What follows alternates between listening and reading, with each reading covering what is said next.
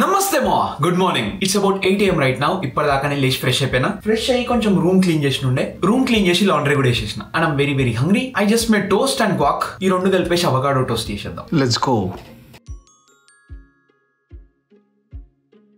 3 hours later. It's about 1 PM right now and I just made my morning coffee. Soon after.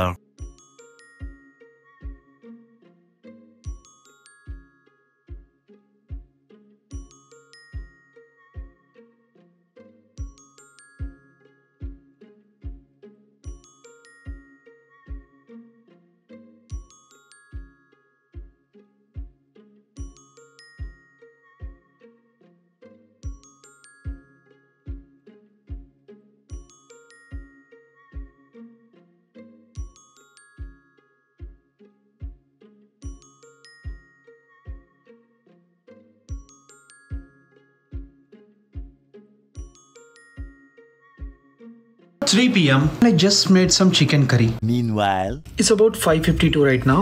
అప్పటి నుంచి ఇక్కడ timer పెట్టుకొని ఇక్కడ పని చేసుకుంటుండే. ఆఫీస్ పని అయిపోయింది అండ్ ఇప్పుడే ఈమెయిల్ వచ్చింది. ఒక 2 బెల్ట్స్ ఆర్డర్ పెట్టినుండే. ఆర్డర్ డెలివర్డ్ అని మెయిల్ పంపిండు. ఎక్కడ ఉందో తీసుకొని వద్దాం. ఇంటి ముందల లేదు, మేబీ మెయిల్ బాక్స్ లో పెట్టిండాం. Yup, it's here.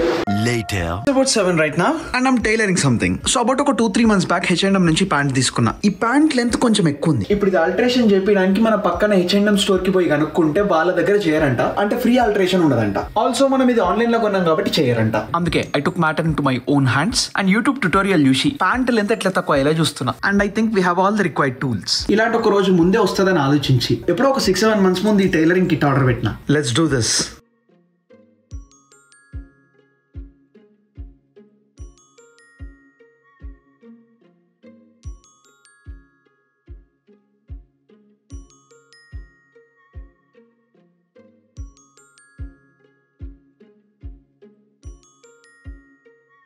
First attempt flop అయింది మచ్చా. ఉల్టా కొట్టినారా మొత్తం.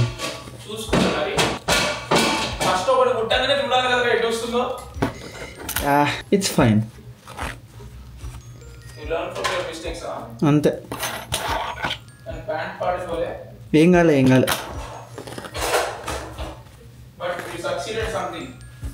ఏంటిది అది?